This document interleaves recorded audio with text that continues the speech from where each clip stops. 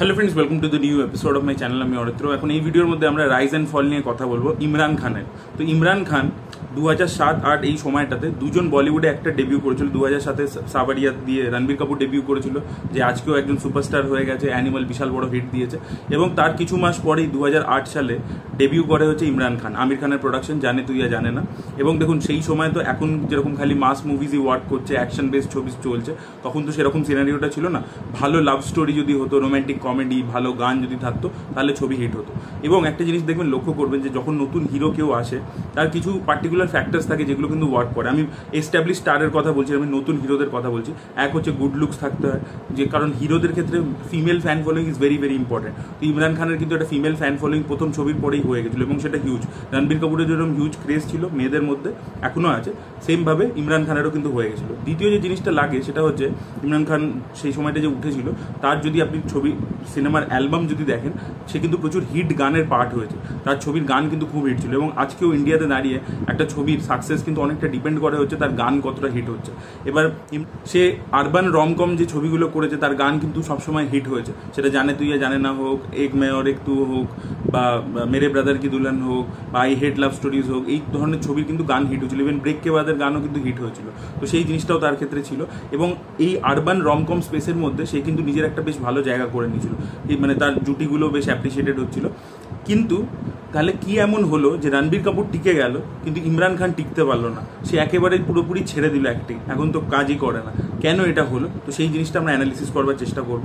তো রাইজের তো কারণ দেখুন, গুড লুকস রয়েছে, ভালো হিট গান, এবং একটা পার্টিকুলার জনরাতে তার একটা ফ্যান ফলোয়িং হয়ে গেছিলো। এবং দ্বিতীয় হচ্ছে আরেকটা জিনিস যেটা হয়, যেটা আপনি যদি কোনো ফিল্ম ফ্যামিলি থেকে বিলং করেন, যে অলরেডি আপনার একটা ফ্যামিলিরিটি হয়ে যাচ্ছে। আমির খানের ফ্যামিলির যেহেতু ছেলে, আমির খানের ভাগ্নে, তাই জন্য সেইটা আর কি একটা ওকে অলরেডি একটা বুঝ দিচ্ছে। যেটা রণবীর কাপুরের ক্ষেত্রেও হয়, যেহেতু কাপুর ফ্যামিলির ছেলে, অলরেডি অনেকে চেনে।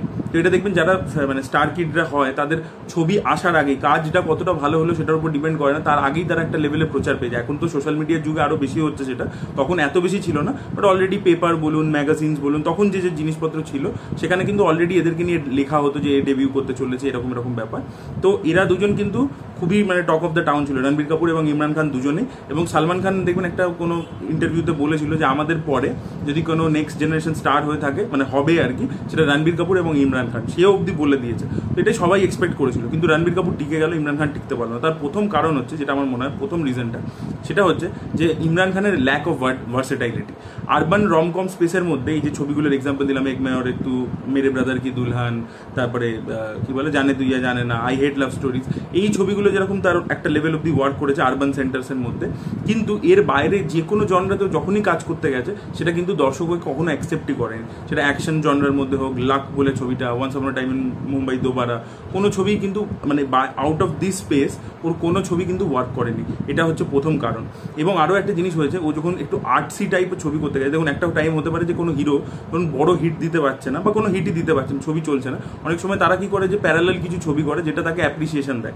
ধরুন রণবীর কাপুরও কিন্তু দেখবেন 2014 থেকে, মানে ইয়ে জাওয়ানি হ্যায় দিওয়ানি হয়ে যাওয়ার পর থেকে, বেশারাম থেকে শুরু করে আর প্রায় মানে সঞ্জুর আগে অবধি পরপর প্রচুর ফ্লপস দিয়েছে। তার ছবিও কিন্তু বক্স অফিসে চলেনি, কিন্তু সে কেন কাজ পেয়ে গেছে একের পর এক? কারণ এই জিনিসটা এস্টাবলিশ হয়ে গেছিলো ইন্ডাস্ট্রিতে, যে রণবীর কাপুর কিন্তু খুব ভালো অভিনেতা, এবং তার সে অনেকগুলো কাল্ট ক্যারেক্টার করে ফেলেছে। তামাশার যে ক্যারেক্টারটা, রকস্টারের যে ক্যারেক্টারটা, রাজনীতিতে যে ক্যারেক্টারটা করেছিল, পারফরমেন্স কিন্তু ভালো ছিল।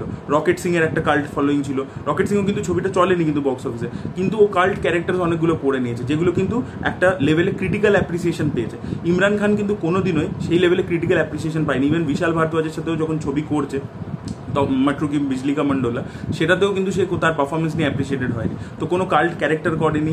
আরেকটা যেটা হয়েছে, যে এক তো বললাম যে ওই মানে আরবান রমকম স্পেসের বাইরে সে অন্য কোনো ছবি করতে পারেনি, সেটা অ্যাকসেপ্টেডও হয়নি, এবং কোনো কাল্ট ক্যারেক্টার বা প্যারালাল ছবিতে কাজ করে অ্যাপ্রিসিয়েটেডও হয়নি ইমরান খান। আরেকটা যে জিনিসটা হয়েছে, যে বড় হিট দেওয়া, মানে ধরুন একটা স্টার প্রথমে এলো, সে একটা লেভেল অব্দি হিট দিচ্ছে। মানে রণবীর কাপুরেরও যদি প্রথম দিককার ছবি দেখেন, ওয়েক আপ সিট ইত্যাদি, এগুলো আরবান স্পেসের মধ্যেই কিন্তু ওয়ার্ক করছে। এগুলো কিন্তু প্রচণ্ড, আজকে অ্যানিমাল যেরকম প্রচুর ওয়ার্ক করছে, সেই রকম তো তখন ওয়ার্ক ওয়ার্ক করেনি, কিন্তু সেটা কোনো প্রবলেম নেই। নতুন নতুন হিরোরা এলে তাদের থেকে কেউ এক্সপেক্টও করে না যে প্রচুর টাকা দেবে, কিন্তু একটা ধরুন 5 বছর 7 বছর হয়ে যাওয়ার পরে সেই যখন একটা যদি হিট দিয়ে দেয় বড় সড়ো, সেখান থেকে আর কি তার নামটা হতে শুরু করে। 2012 সালে কিন্তু বরফি ছবিটা কিন্তু 100 কোটি টাকা বিজনেস করেছিল। ইয়ে জাওয়ানি হ্যায় দিওয়ানি কিন্তু প্রায় 200 কোটির কাছাকাছি চলে গেছিলো, 200 কোটি করতে পারেনি কিন্তু 200 কোটির কাছাকাছি চলে গেছিল।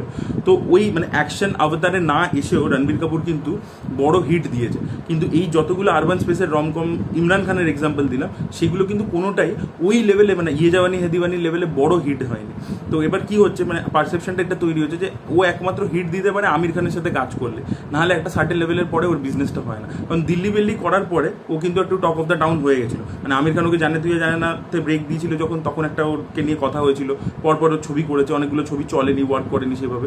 তারপরে যখন দিল্লি বেলি হলো, তারপরে অনেকগুলো ছবি পেয়েছিল, মানে প্যারালাল ছবিও করছিল, কমার্শিয়াল ছবি করছিল বড় হিরোদের সাথে। কিন্তু যখনই একটার পর একটা ফেল করতে শুরু করলো, ক্রিটিক্যাল অ্যাক্লেমও হচ্ছে না, বক্স অফিসে হচ্ছে না, তখনই ব্যাপারটা পিছিয়ে পড়লো। ইভেন আপনাদেরকে বলে রাখি, রোহিত শেট্টি তামিল একটা ছবি হয়েছিল দেখবেন সধু কাবাম বলে, ব্ল্যাক কমেডি ক্রাইম ফিল্ম, খুব ভালো ছবি, বিজয় সেতুপতির ছবি।